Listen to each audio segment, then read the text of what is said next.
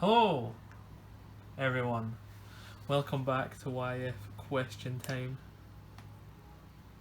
So, this is going to be the last question for a while.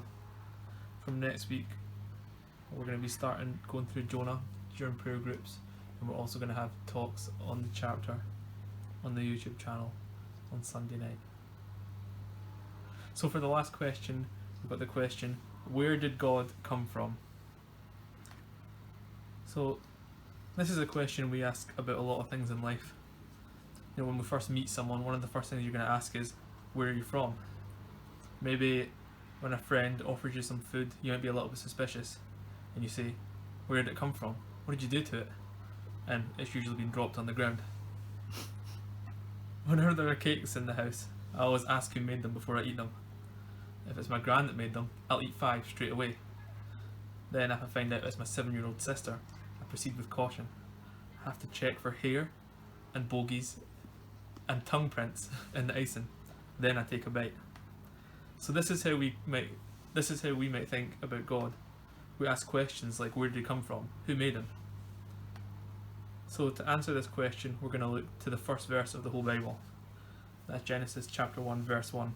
And it says, in the beginning God created the heavens and the earth. So it said, in the beginning God. It didn't say, in the beginning something and then God. It said, in the beginning God created. It didn't say, in the beginning God was created. God is eternal, and he was in the beginning. He created everything, nothing created him.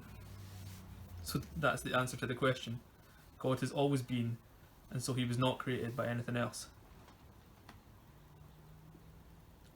But we'll look at another question.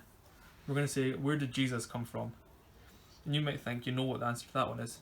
You say, well, I know where Jesus is from. He's from Bethlehem. That's where he was born. And you say, and if God's his father, then God must have created him. This isn't true. We're going to look at the first chapter of John's Gospel. This is an introduction to Jesus and an introduction to the story that John is going to tell. We'll read that now. John chapter 1 verses 1 to 18.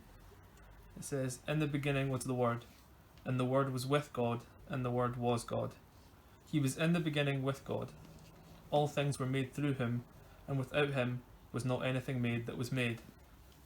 In him was life, and the life was the light of men. The light shines in the darkness, and the darkness has not overcome it. There was a man sent from God, whose name was John. He came as a witness, to bear witness about the light, that all might believe through him. He was not the light, but came to bear witness about the light. The true light, which gives light to everyone, was coming into the world. He was in the world, and the world was made through him, yet the world did not know him. He came to his own, and his own people did not receive him. But to all who did receive him, who believed in his name, he gave the right to become children of God, who were born not of blood, nor of the will of the flesh, nor of the will of man, but of God. And the Word became flesh and dwelt among us, and we have seen his glory, glory as of the only Son from the Father, full of grace and truth. John bore witness about him, and cried out, this was he of whom I said, he who comes after me ranks before me, because he was before me.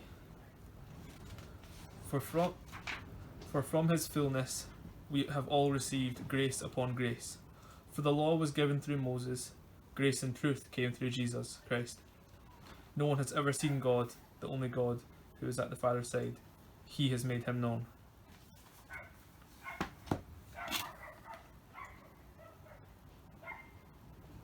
So we'll quickly just look at the first verse there. And it says, in the beginning was the Word.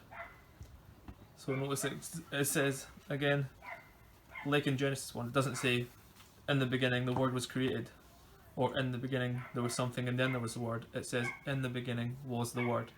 So Jesus was in the beginning. He too is eternal. It says, the Word was with God. By that we know that the Son was in fellowship with the Father. And then it says, the Word was God. That's the big one.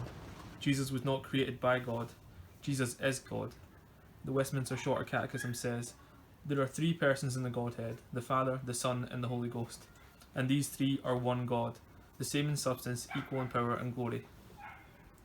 Then we read on in verse 3, that all things were created through Jesus. He wasn't just that carpenter from Nazareth. He was the creator of all things. So now we're going to skip forward to verse 14. And it says, "And the Word became flesh and dwelt among us, and we have seen his glory, glory as of the only Son from the Father, full of grace and truth." Jesus took on human flesh and came into the world and revealed God's glory. Jesus didn't just come and as something to look at, but he actually came and took on human flesh. And as it said, and dwelt among us. He became like us. Then we'll go back a little bit to verses 10 and 11. They say, "He was in the world, and the world was made through him, yet the world did not know him. He came to his own, and his own people did not receive him." So what this is telling us is that Jesus came into his own creation. That's what it means. It says he came to his own. That's talking about his creation. And then it says that his own people did not receive him. Jesus came into his creation and was rejected by it. The creator of all things came into the world and was killed, as we know from later on in the story. So this sounds like a sad story. But then the next verse starts with, "But to all who did receive him, who believed in his name, he gave the right to become children of God, who were born not of blood, nor of the will of the flesh, nor of the will of man, but of God." So what he's saying there is that the people, those who did receive him and believed in him, were given the right to become children of God. And that can be true for us today. Then just to finish, we're going to look at verses 16 and 17. They say, "For from his fullness we have all received grace upon grace. For the law was given through Moses, grace and truth came through Jesus Christ." So the Bible tells us that we have all sinned and fallen short of God. The law that was given to Moses shows us that we're sinners. We look at it and we realise that none of us can possibly follow all the laws, and we've all sinned. But that's not where it ends.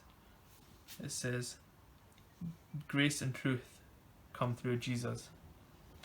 Even though none of us have followed God's laws, we can still be forgiven by God's grace. So, what should we do with all this? First of all, I think we should praise the Almighty, eternal God that created everything, and thank him for sending his Son to die for us. And if you haven't followed God's laws, which none of us have, and that you've sinned and you feel like you're never going to be able to stop sinning, you're never going to stop doing bad things, no matter how hard you try, then what you can do is receive Jesus and put your faith in him, and by his grace you will be saved and you will be made a child of God.